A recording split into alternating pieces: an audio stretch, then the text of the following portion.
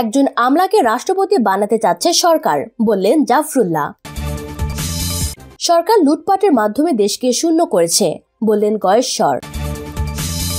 সম্পত্তি বাজেয়াপ্ত করে বিএনপির আন্দোলন থামানো যাবে না, বললেন টুকু।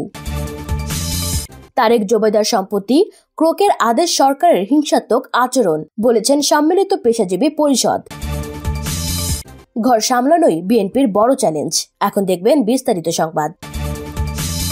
সরকার একজন আমলাকে রাষ্ট্রপতি বানানোর পদক্ষেপ নিচ্ছে বলে দাবি করেছেন গণস্বাস্থ্য কেন্দ্রের প্রতিষ্ঠাতা ডাক্তার জাফরুল্লাহ চৌধুরী। আজ শনিবার জাতীয় প্রেস ক্লাবে ফেলানী হত্যা দিবস উপলক্ষে সীমান্তে বিএসএফ এর গুলি থামবে কবে শীর্ষক সভায় প্রধান অতিথির বক্তব্যে এসব কথা বলেন তিনি।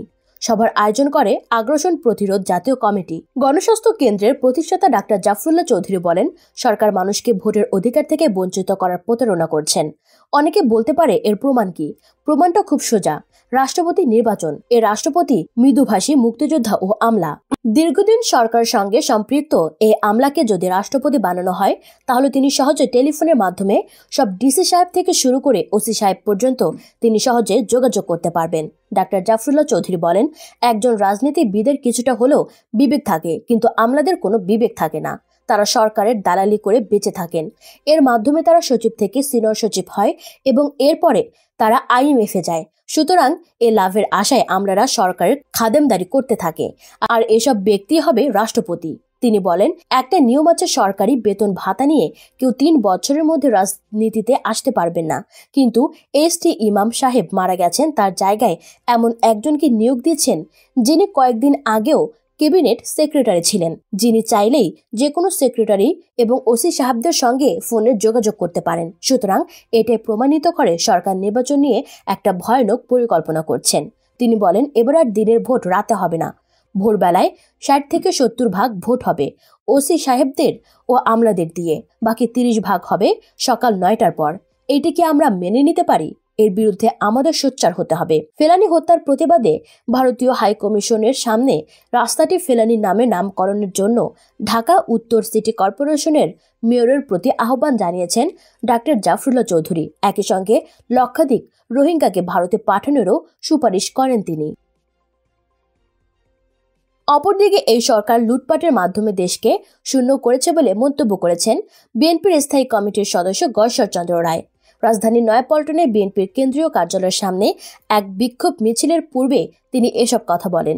বিএনপির ভারপ্রাপ্ত চেয়ারম্যান তারেক রহমান ও তার স্ত্রী জোবাইদা রহমানের সম্পদ তারেকের আদেশের প্রতিবাদে বিক্ষোভ মিছিল ও সমাবেশ করেছে ঢাকা মহানগর দক্ষিণ বিএনপি। গয়েশ্বর চন্দ্র রায় বলেন, আওয়ামী লীগ সরকার তারেক রহমানের নেতৃত্বকে ভয় পায়, কারণ তিনি দেশে না থেকেও দেশবাসীকে জাগ্রত করেছে। তার নেতৃত্বে এই গণজাগরণের সরকার এখন আতঙ্কিত।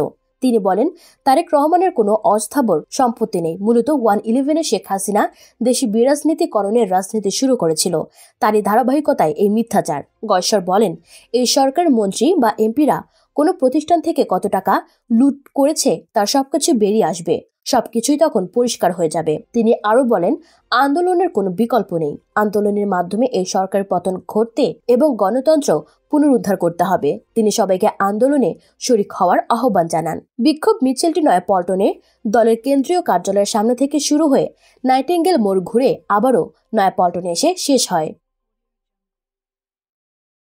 অপরদিকে বিএনপির ভারপ্রাপ্ত চেয়ারম্যান তারেক রহমান ও তার সহধর্মিণী জোবাইদা রহমানের সম্পত্তি বাজেয়াপ্ত করে বিএনপির আন্দোলন থামানো যাবে না বলে মন্তব্য করেছে দলটির স্থায়ী কমিটির সদস্য ইকবাল হাসান মাহমুদ টুকু।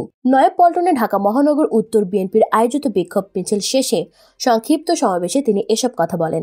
ইকবাল হাসান মাহমুদ টুকু বলেন, সম্পত্তি ক্রোকের আদেশ সম্পূর্ণ ষড়যন্ত্রমূলক। তারেক রহমানের সম্পত্তি মানে সারা বাংলাদেশ। সম্পত্তি বাজেয়াপ্ত করে বিএনপির আন্দোলন থামানো যাবে না। তিনি বলেন, আওয়ামী লীগের মুখে সুষ্ঠু নির্বাচনের কথা মানায় না, ক্ষমতা হস্তান্তর না করলে বিএনপির আন্দোলন চলবেই। তিনি এ রাজনৈতিক উদ্দেশ্য প্রণোদিত রায়ের তীব্র নিন্দা জানান। টুকু বলেন, বিএনপি প্রহসনের নির্বাচনে যাবে না।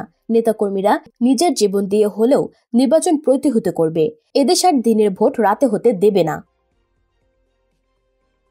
অপরদিকে বিএনপির ভারপ্রাপ্ত চেয়ারম্যান তারেক রহমান ও তার স্ত্রী জোবাইদা রহমানের সম্পত্তি আদালত কর্তৃক ক্রোকের আদেশের ঘটনায় গভীর উদ্বেগ ও ক্ষোভ প্রকাশ করেছে বাংলাদেশ সম্মিলিত পেশাজীবী পরিষদ বিএসপিপির আহ্বায়ক professor doctor A Z M Zahid Hossain ও সদস্য সচিব কাদের গনি চৌধুরী শুক্রবার এক বিবৃতিতে বলেন, রাজধানীর মাঠ থেকে প্রধান প্রতিপক্ষকে উচ্ছেদ করে ক্ষমতা দখলে রাখার অসৎ উদ্দেশ্যে সরকার এমন নোংরা নীতি গ্রহণ করেছে।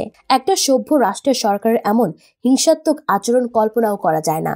বিবৃতিতে আরও বলা হয়, ফখরুদ্দিন মঈনুদ্দিনের নেতৃত্বাধীন অনির্বাচিত তদারকি সরকারের সময় দেশকে রাজনীতি শূন্য করার চক্রান্তে অংশ হিসেবে ঢালাওভাবে রাজনীতিবিদদের বিরুদ্ধে দুর্নীতির মামলা দেওয়া হয়। গণতন্ত্রহীন ওই সময়ে তারেক রহমান ও ডাক্তার জোবাইদুর রহমানের বিরুদ্ধে যে মামলাটি করা হয়েছিল তা ছিল সম্পূর্ণরূপে মিথ্যা, বানোয়াট, ভিত্তিহীন ও রাজনৈতিক উদ্দেশ্য প্রণোদিত। দুর্ভাগ্যজনক হলেও সত্য যে রাজনীতির অন্ধকার সময়ের একটি ভুয়া মামলাকে ব্যবহার করে দেশের সবচেয়ে জননন্দিত দলের শীর্ষ নেতা সম্পত্তি ক্রোকের উদ্যোগ নেওয়া হলো। দেশে যে একটি ভয়াবহ ফ্যাসিবাদী শাসন চলছে এটি তার উজ্জ্বল প্রমাণ।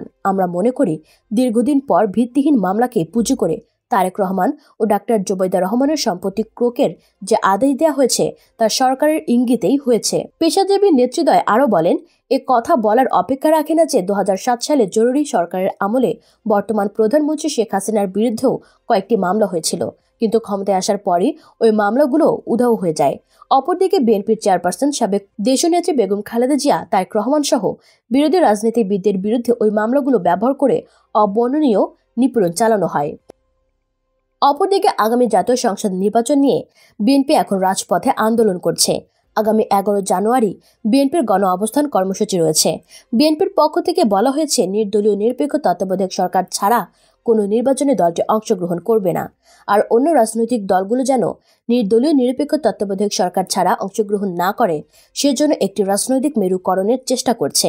14 বছর ক্ষমতার বাইরে থাকা বিএনপি, এখন প্রশ্ন হলো, শেষ পর্যন্ত বিএনপি কি তার নির্দলীয় নিরপেক্ষ তত্ত্বাবধায়ক সরকারের দাবি আদায় করে নিতে পারবে, নাকি বিএনপি 2018 মতো নির্বাচনে অংশগ্রহণ করবে? বিএনপির নেতাদের মধ্যে এ নিয়ে ভিন্ন ভিন্ন বক্তব্য পাওয়া যাচ্ছে। তবে বিএনপির জন্য এখন সবচেয়ে বড় চ্যালেঞ্জ হচ্ছে আন্দোলন নয়, বরং ঘর সামলানো।